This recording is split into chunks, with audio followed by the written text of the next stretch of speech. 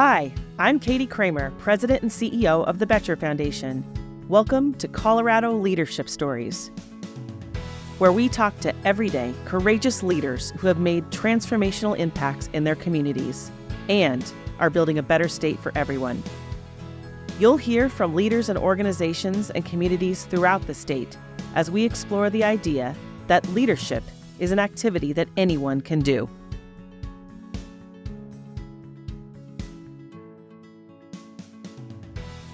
Meet Angie Paccione, former professional basketball player, Colorado legislator, educator, and the former executive director of the Colorado Department of Higher Education.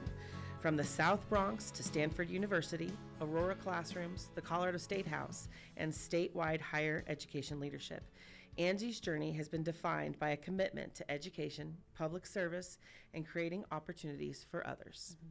Recently, Angie was selected as a 9 News 2026 Colorado Leader of the Year, and I'm delighted to have her here on the podcast today. Welcome, Angie. Well, thank you for having me.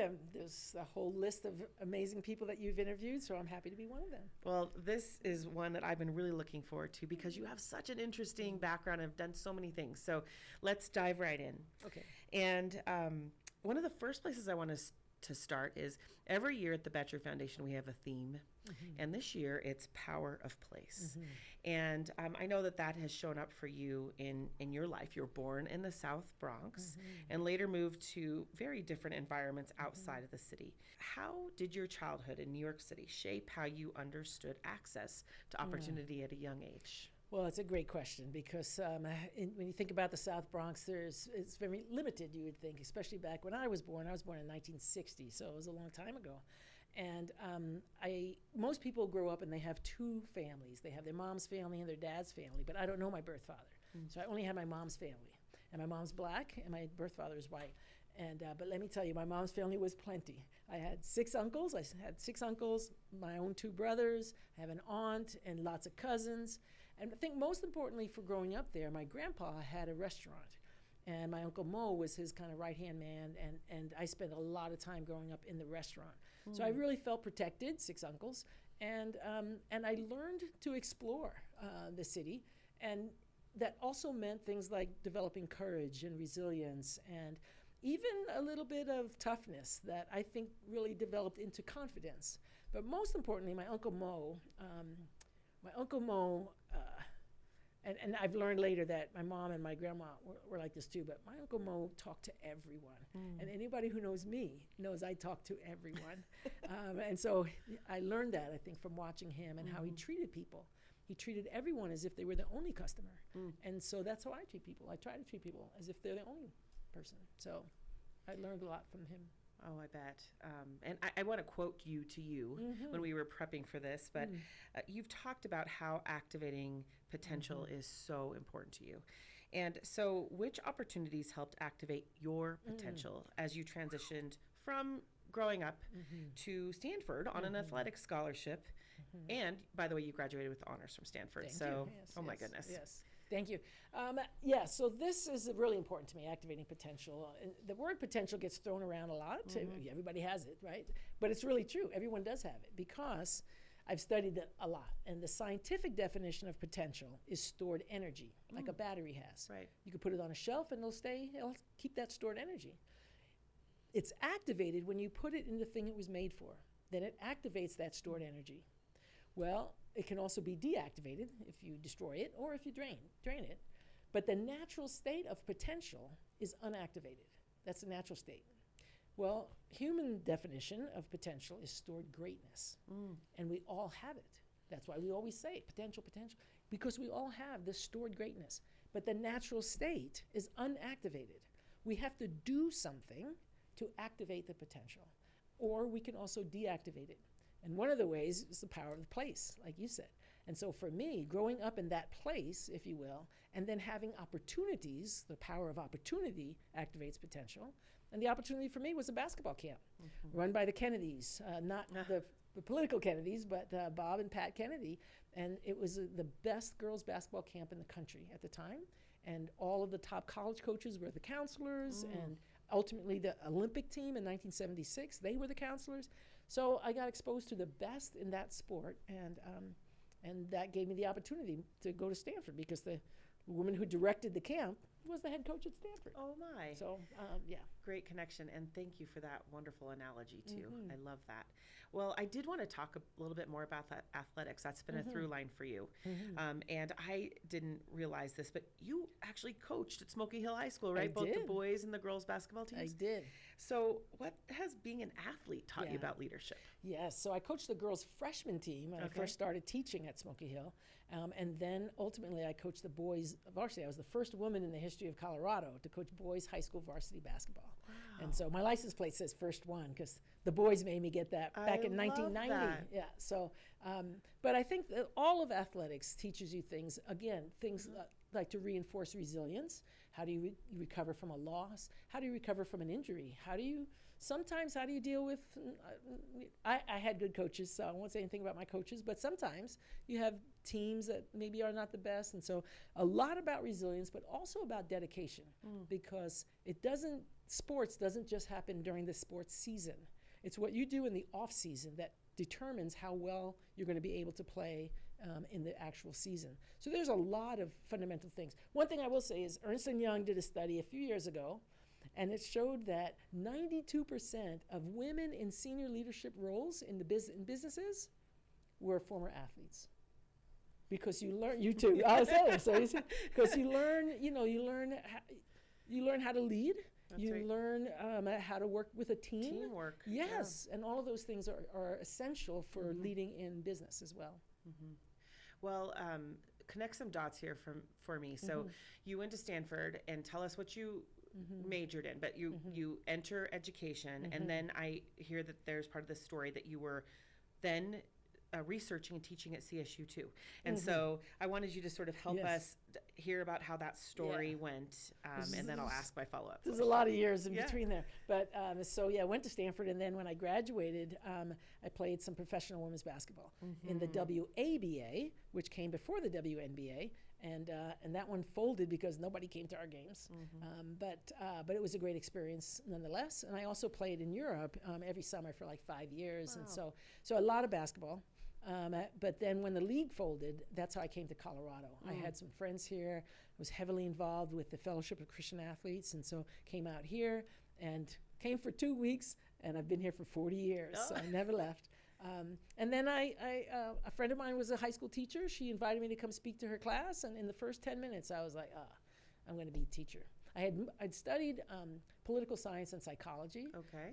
After getting my first C in organic chemistry, I thought, let me try something else.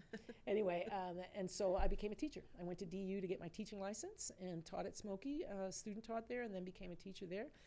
Here's the thing about potential as well. You've seen it. You know when people have potential. You can see it in young kids, and you can see it in adults. Well, the principal of the high school that I was teaching at, saw leadership capability and said, you'd make a good principal someday. Have you ever thought about getting your principal's license? Hadn't thought about it, but I went up to CSU, and I got my master's, and the dean of the College of Education said, have you ever thought about being a professor? I think you'd be really good. And so I stayed and became first, as I was getting my doctorate, I was a full-time instructor, and then I became a professor there. Wow. Yeah. Well, and I wanted to hear about one piece when you were at CSU, because I had heard that you were part of this Project Promise. And as you know, the Boettcher Foundation has long supported the teacher workforce pipeline through our partnership with the Public Education and Business Coalition and a lot of different things. And so tell us about Project Promise. Project Promise was, because it's not here anymore, but a phenomenal program to take people who were mid-career and who really felt like they really wanted to be teachers. And it was an accelerated program, so it was a one-year program, but it was very heavy on field experience. So we took these folks to every place where secondary education was held. So incarcerated kids to private schools, public schools, inner city, out. We spent a week in rural Colorado in different cities, and they would live with the families there and teach in the schools for a week, and great experiences, and did the same thing for inner city. And so it was great exposure. And so when they finished our program, they knew where they were going to be best for the students. And really loved that. It was on a federal grant that we had, and it was around for quite a few, I think at least 2 decades. And so it was great. It was a great experience, and hard for me at first because I loved teaching. I loved my students. And so now I was teaching people to be teachers. And so I had to learn to fall in love with them because it maximizes your impact. I had an impact on my 150 kids every year, Right. but now I had a whole class of teachers. Multiplying your That's impact. right. And That's so right. I got to like it. Well, and then speaking of impact, so we have Professor Paccione, Yes. who then decides to enter politics. So, okay, Yes. so tell us that story. This is 2003. You're elected Yes. to represent West Fort Collins in the Colorado Yes. House of Representatives, and Yes. then served as the House Majority Caucus chairwoman and the first African American female to hold that Yes. position. What pushed you to take that move? This is an amazing story because I had no interest in politics. I loved political science because I really loved my one professor, David Danelski. He was fantastic. I took everything he taught. Oh, I have a poli-sci major. But I never really thought about politics. And even as a professor, I didn't. But in 2000, I went to vote. Yeah. And I didn't always vote every time. I usually just voted every 4 years for the president and whoever's on the ballot. As I was going down the ballot, I'm a Democrat, there was no Democrat on the ballot for the congressional race. And I actually wasn't sure did I have to vote for that person or Right? Could you write your own name in? could you or- write your name? Could you leave it blank? Right. Well, in that moment, that still small voice said, "You'll be on the ballot in 2002." Ooh. To which I laughed because I was like, I don't even know how you get on a ballot. And I learned how you get on a ballot. And I was on the ballot in 2002 for the State House, not Congress, but for the State House. Wow. Yeah. Wow. It was a whim. My first day at the Capitol was first year orientation. I'd never even been to the Capitol. Oh my So, goodness. yeah. Well, and during your time in the legislature, I know you focused on some things that you have been passionate about your whole life, youth and higher education. I'm wondering if there was a particular policy or collaboration that stands out to you during that time, or the approach to leadership you had when you were doing whatever advocacy that was. Yeah, and you mentioned access, and that was always really important to me, to see that people on the margins of our communities and our society get an opportunity to come in because it activates their potential as well. They all have potential. And so for me, I knew that growing up in the inner city and then being a teacher educator, that there was a lot of services and support for kids who were in need. But I also taught at Smoky Hill, where we had the International Baccalaureate program. Right. And many of those students would come back and say that first year of college was a waste for them. And so I thought, what could we do for that? So the first bill that I passed was the IB bill that gives IB diploma graduates 24 college credits. I tried to give them a sophomore standing, but my negotiations with the institutions of higher ed, we got 24. And so that was the first bill that I passed. And then being on the campuses, I heard at that time we had an outbreak of kids who were binge drinking and unfortunately were dying from that, where their classmates would leave them on a couch thinking they'd sleep it off. Right. And instead the worst happened. So I brought a bill for that, and I said we could do better. So they were afraid, the students were afraid that they would get kicked off campus, lose their scholarship, get a MIP, minor in possession, because some of them had been drinking. And so we eliminated all that and made it like the Good Samaritan, that if you stayed on the scene and you called 911, you would not lose a scholarship, lose any of those kinds of things. And I don't think we've had a binge drinking death since that. Wow. And all of the institutions share that in freshman orientation. So that feels good to me. Those are a Powerful. few things, yeah. Powerful impact. So you do your stint in the Colorado legislature, and then I know there's a part of the story that took you to the private sector for a while. Yes. So tell us about that 12-year stint and what that was all about. Yeah, so again, I say yes to opportunity, and I tell you other people to do as well. And the opportunity came up to run for Congress in 2006. So I'd served 2 terms, and everybody said, you should run, you should run. So I said, okay, I'll run. And I ran for Congress and lost by 2.5% in 2006, one of the closest races in the country at the time. And so my grandmother had always told me, never go back to what you've already done. So I had been a professor, and I had the opportunity to go back, but I was listening to my grandmother's voice. And so I instead, one of my students that I had mentored at CSU was doing this leadership development with a company called Veris Global. And I had told him years before, someday I think I'm going to work with you. well, after I lost the election, hey, Brett. And so, so I started working with Veris Global, which is a company that does essentially leadership development all over the world for companies big and small.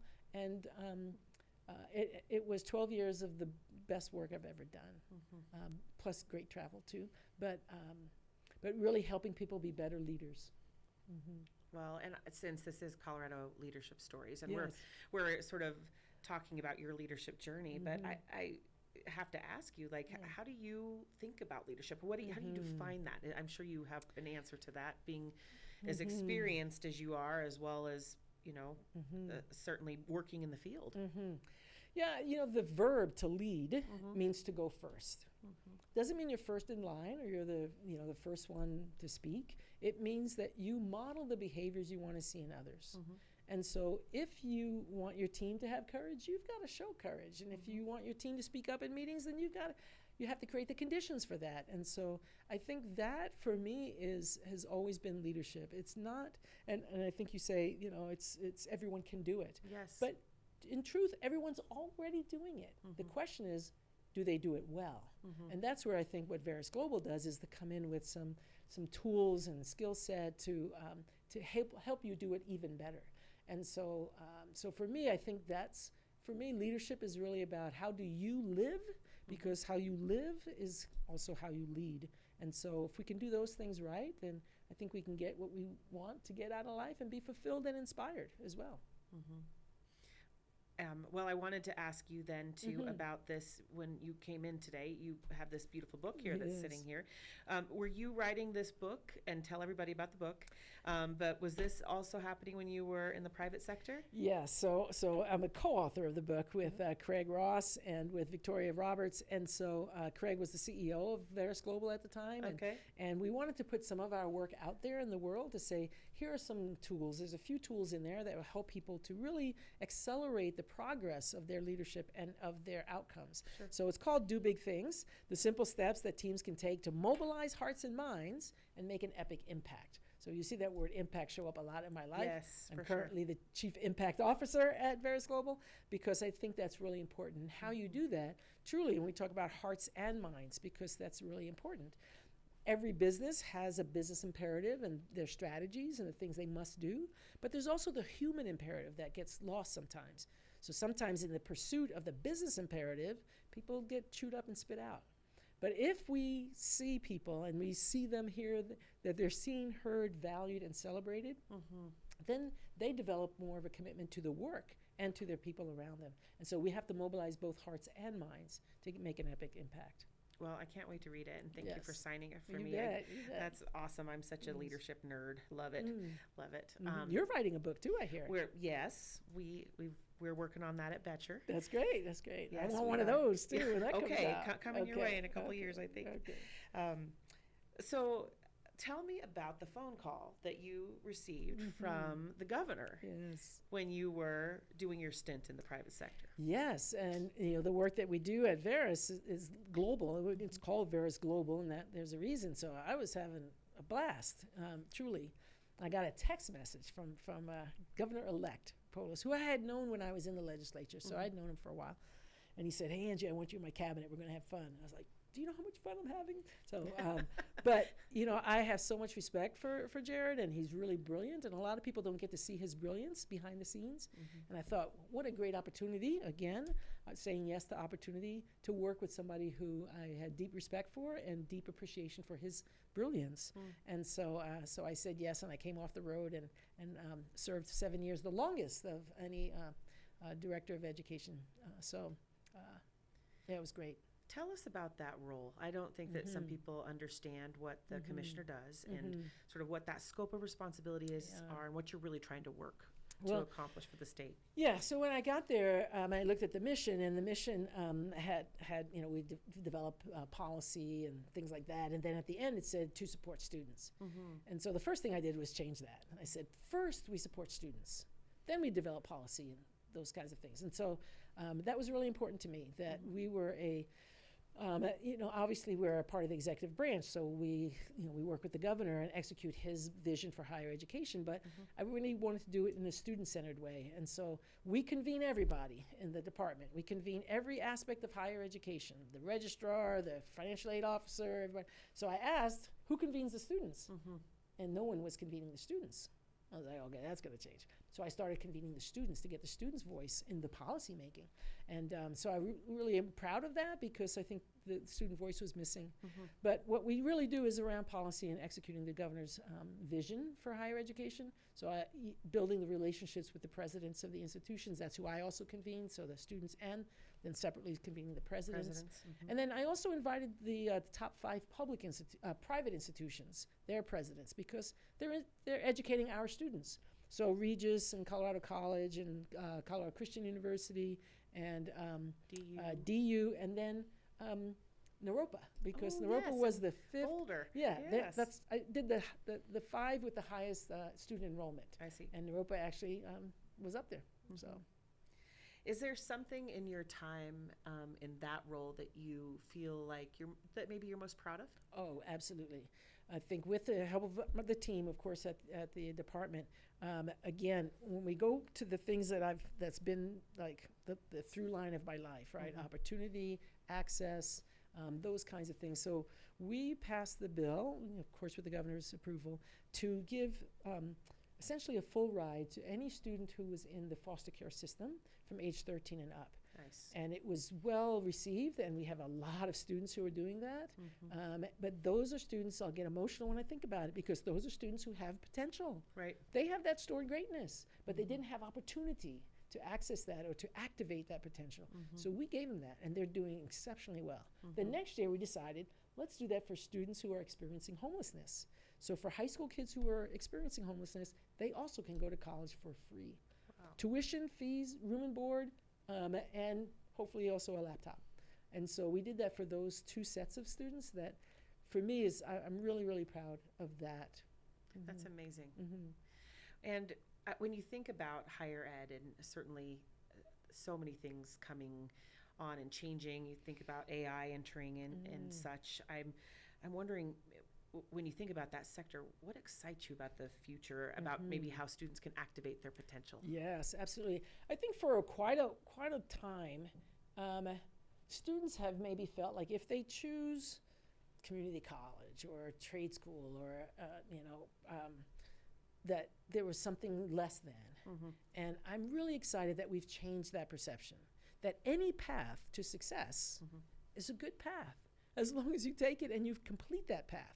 So I really like that, because now we're really expanding opportunity, and we're really combining things like career education as in our standard education, so that everything is heading toward what's the value of this credential. We started long ago. We started with accessibility, who gets to go to college. Then it was affordability, how do you pay for it? Then it was attainment, who actually completes, because we had a lot of people going, but not everybody was completing. Right. And now the focus is really on value and on that career-driven value. So what is this going to look like in the marketplace? And I think that's a good place to go. We got to be careful, because we still have accessibility issues. We still have a whole lot of affordability issues, and we still have a lot of attainment issues. So we've got to bring everything along and make it holistic and make sure that everyone succeeds. Oh, I completely agree. And I want to ask you to reflect on the choice to do this civic leadership path that you have done in different stints. And because I think that sometimes people don't think that they can or don't know how to. I mean, you said yourself, you're like, I didn't know how to Get on a ballot. Right. Yes. So if someone is considering that they want to make a difference in their leadership through that type of channel, what advice do you give them? How do you tell them to start? Yeah, it's a great question. I think on the first part of that is, most of the things that I did, it's because someone saw potential. Right. And they encouraged me to do it. And I said yes. And so I tell young people to say yes to opportunity. Whatever the opportunity is, as long as it's moving in a direction, so a healthy direction. Right. But I also talk about 4 things. I talk about their passion, purpose, values, and skills. And if you move in the direction of those things, and purpose is sometimes hard for people to get, especially when they're young, but what excites you? What are you passionate about? There are some leader gurus who say, don't follow your passion, just do what's practical. Look, we're going to be working for, 40 to 45 years, 40 hours a day? Right. Do something that you're excited about, that you're passionate about, and then something that fulfills your purpose. And I heard it said that purpose is not what you do, it's what happens to people around you when you do what you do. I love that definition of that. So passion, purpose, values, there are some things that you do that might question your values or might challenge it or might ask you to compromise them. If that happens, then I say you got to get out of there, right? Because don't compromise your values. And then skills that you have and skills that you want to build. So first, be moving in that direction. It's much easier to steer a moving vehicle than one that's stationary. So be moving. And then as you're moving, seek out people. I always have a mentor. I've had a mentor since I was 13. I have a mentor even today. And because mentors have already gone where you might want to go, so they can give you some advice. Right. So always seek out advice and then lean into what you think might be your potential. Well, and I can't not ask you this question because I'm like, oh, she can mentor me right now. And there's a lot of people listening, I'm sure, that would be wondering this too. Thanks. But you talk about opportunity and that you say yes to opportunity. And you can't do it all. All of us have a finite amount of energy to do it. And so can you reflect on how do you make the choice about what you say yes and what you say no to for what gets your focus and time, Angie? I'm asking for a friend. Could be me, but asking for a friend. Yes, that's a tough question for me because I'm naturally a high energy person. So I naturally want to do almost anything that somebody asks me to do. And so I may not be the best person to ask for that, but I will say that I do run it through those 4 things. Does it match my purpose? And this one did, because we're talking about leadership and we're talking about the idea, you talked about place and how place can impact that, which I do want to come back to. Yes. But so I think if it first of all, of course, if it violates any of those 4 things, I definitely would say no to. But if I think that what I have to do or say will benefit someone else, then I try to say yes. You know, we have such limited time. My mom passed a year ago, and I was her caregiver for her last 4.5 years after she had had a stroke. And so life has become a little more precious. I get emotional on that, and we just never know. I just learned today that friend of a friend, her dad just fell while he was washing his car, and he fell in the wrong way, and he lost his life from just hitting his head the wrong way. So we just never know. Right. So for me, it's not just carpe diem, but it's really truly like do what you're here to do. Right? What's your purpose? And fulfill your purpose, and I think that's makes you inspired and fulfilled. Well, you had alluded to this, Yeah. to come back to this power of place and how place shapes you. What else did you want to say about that? Yeah, because I love that notion of how place does impact you that way. But for me as well, it was not just about place. For me, it was also about the space between the races, because I grew up biracial, and growing up in that way was I think a tougher avenue, if you will. So it wasn't so much the place. Because I had access to different places, which was a gift. I mean, going from the South Bronx to Stanford, who does that? Actually, Sigourney Weaver did that. But anyway, but it was that space in between the races, about identity. It was hard for me initially to really stake out my identity. People asked me to be one or the other and things like that, and I really felt like I'm a woman of color. Right. That's the family I grew up with. That's the culture that I know. But some people get fooled by, being as fair as I am. So anyway, navigating that was I think gave me some leadership skills as well.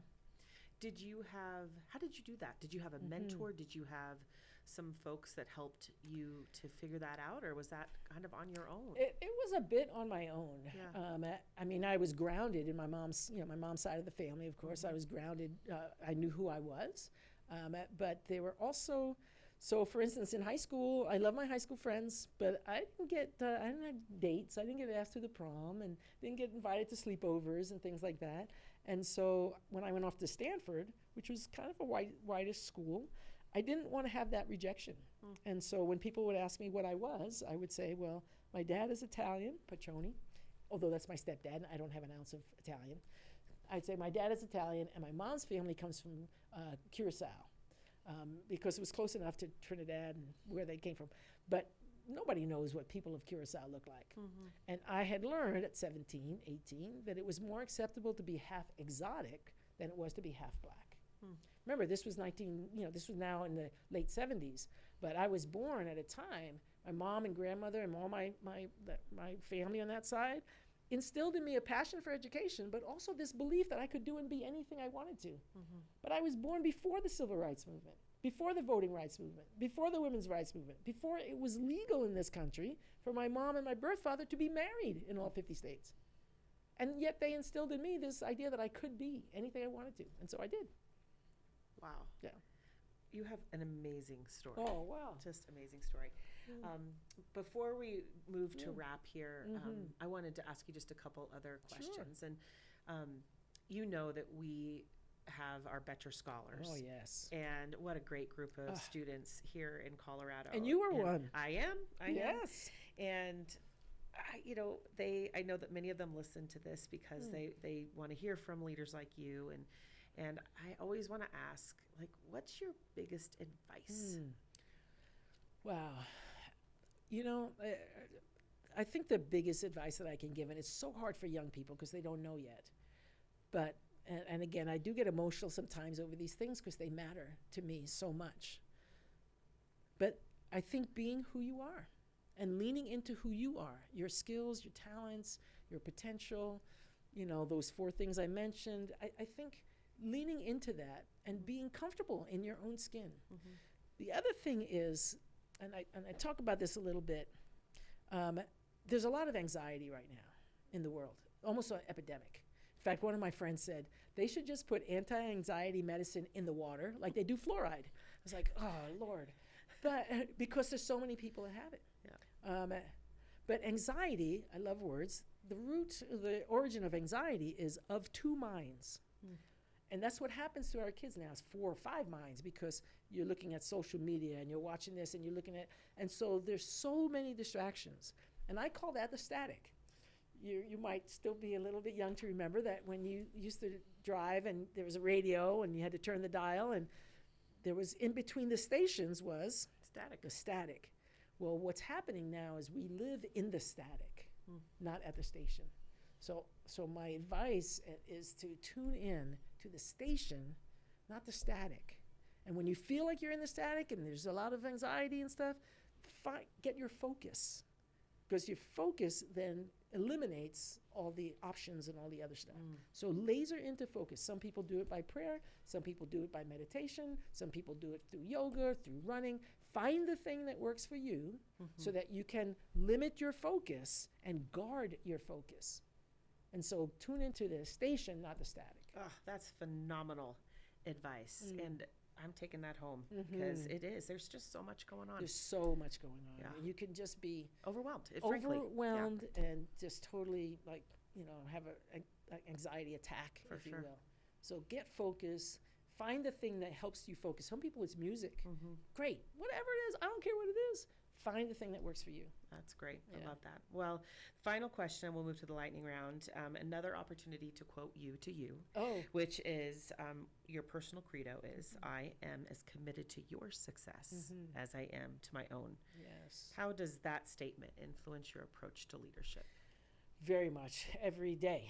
And it has no expiration date. So if you were in my class as a high school student, heck, I have a high school student coming out. I mean, he was a high school student coming out to my house this weekend. He's kind of become like a handyman for me.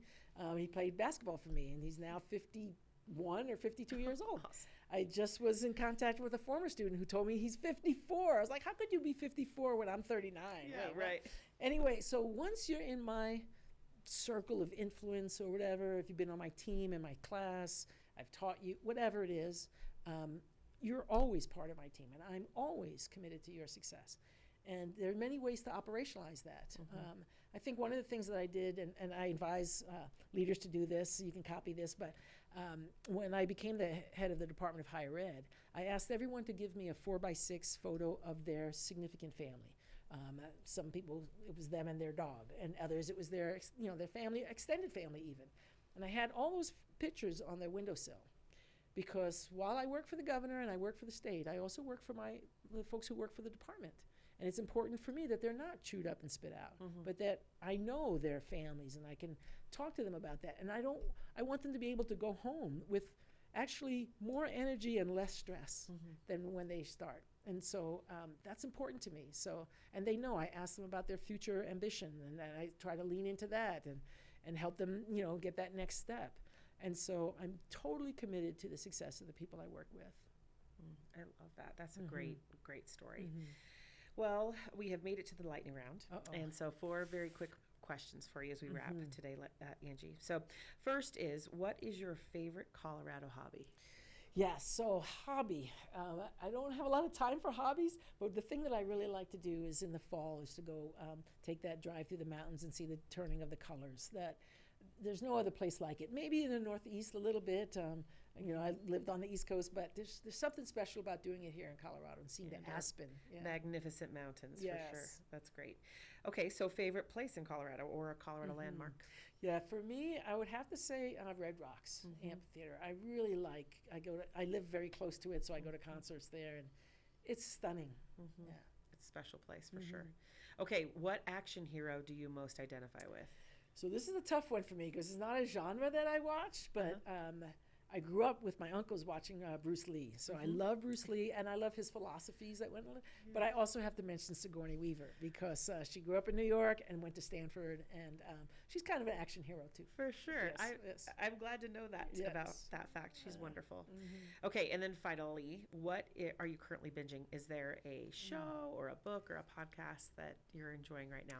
Yeah, so one of the podcasts, I think it's called The CEO. I can't remember the rest of it, but this, you know who I'm talking about?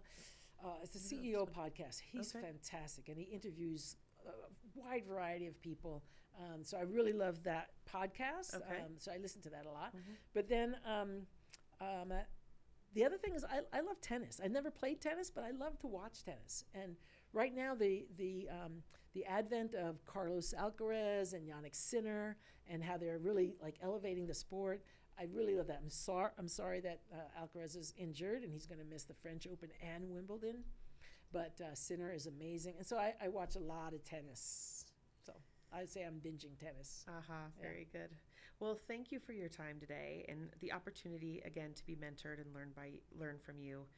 You're just such an incredible leader, and thank you for your impact on our state in all these different ways. Thank you. It's been a pleasure to talk with you about this, and I look forward to reading your book. And this is great work because I think so many people will tune in, and they may get a tidbit from each person, and if they can put that together, they will be the leader that they were meant to be. I hope I can be. Oh, you are. Thanks. Thank you. You're very welcome. Thank you for joining Colorado Leadership Stories, where we hope to inspire the next generation of Colorado community builders, doers, and difference makers. Colorado Leadership Stories is presented by the Boettcher Foundation. The Boettcher Foundation supports Colorado by empowering leaders and communities with tools to tackle challenges and pursue opportunities, building a better state for everyone. With an 85-plus year legacy of giving back, we're committed to amplifying our impact for future generations. That's the spirit of Boettcher.